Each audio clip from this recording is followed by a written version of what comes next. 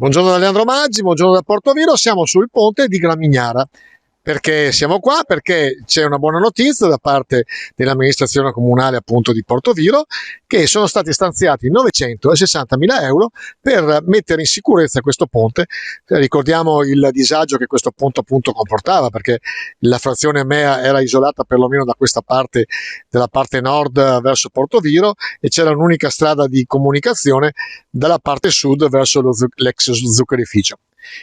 Il Comune di Portoviro infatti ha ottenuto un finanziamento dal Ministero dell'Interno per la finanza locale, per la messa in sicurezza di edifici e territorio. Presentando la progettualità per la riqualificazione del ponte in località appunto Gramignara, ha ottenuto un finanziamento di 960.000 euro. Entro 15 mesi, dice il sindaco, i lavori dovranno essere ultimati e l'accertamento della somma sarà già prevista nel bilancio 2022.